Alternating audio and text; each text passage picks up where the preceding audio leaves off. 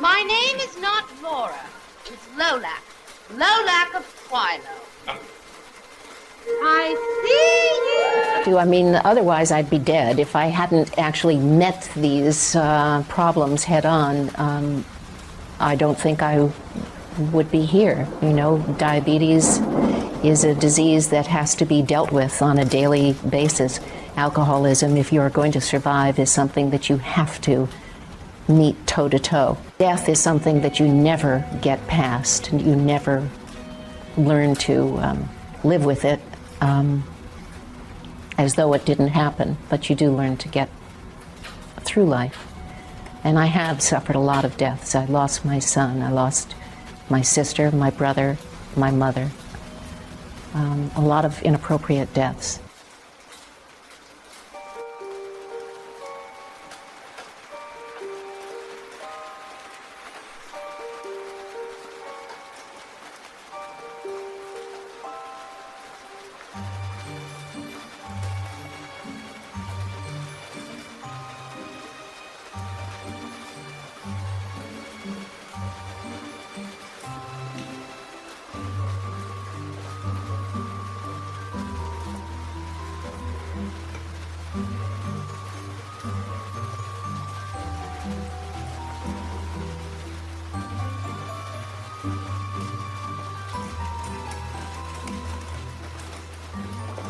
I go down to a real costuming house and get a professional costume.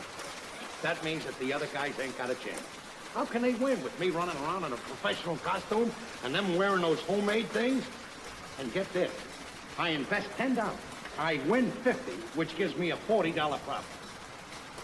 Never missed a show.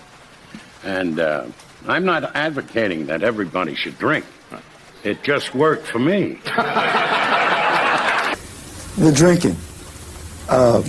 Is it exaggerated, what we read about it, what we hear about it? Well, it must be exaggerated. I couldn't have done the work that I did and been stiff all the time. I like to drink. I enjoy drinking, but I don't drink when I work. The doctors tell you to slow down? Tell you to stop? No one's ever told me to slow down. There's a story about you coming out of surgery, heart surgery, and having a drink and a cigarette in your hand right out of intensive care. I didn't have a drink. I had to cajole the nurse into giving me a cigarette. She used to bring in one a day. And she'd stand out in the hall, and I'd puff it up. But he said that I was back in good shape, so there's no reason to curtail any of my habits.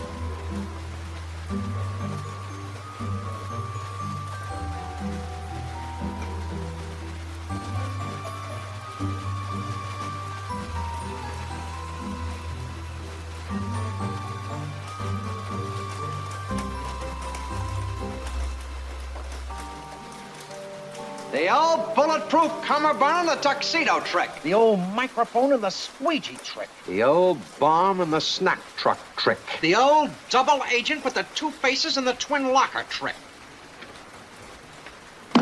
The old Wilbur and the Drake trick.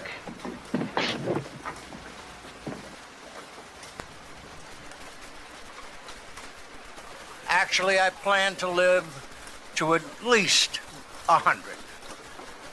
However, if it doesn't work out that way, I just want to say now that I don't want a big funeral. I don't want a lot of flowers or eulogies or anything like that. Just like a few of my close friends to get together and try to bring me back to life.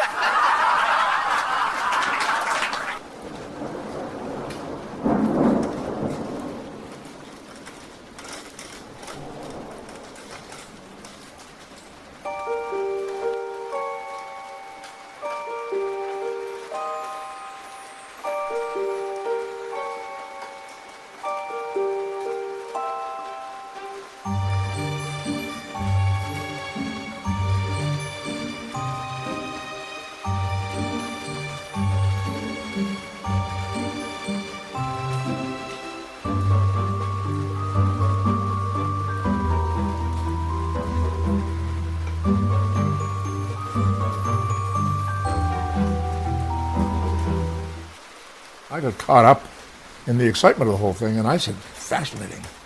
And the director, to his great credit, said, do it as a scientific curiosity, rather than get excited, rather than being caught up in the drama of it. Play the curiosity of it. So I changed the reading, and I said, fascinating. You have to arrive here earlier than the rest of the crew to get into your makeup? Somewhat, yeah. I'm here usually about 6:30 in the morning. We actually start shooting at 8. The crew arrives around 7:30. It takes me about an hour and a half to get into the rig. Okay, let's find out a little bit about yourself. How did Leonard Nimoy get into showbiz? Well, I'm from Boston originally. I've been in Los Angeles working in films off and on for about 17 years. I started acting when I was a little boy, about 8 years old, in neighborhood settlement houses in Boston, and kind of grew up into it. I just kept doing it because I liked it, and then suddenly just decided that I liked it enough to want to career of it, so I kept going. All the world's a stage, and all the men and women merely players. They have their exits and their entrances, and one man in his time plays many parts.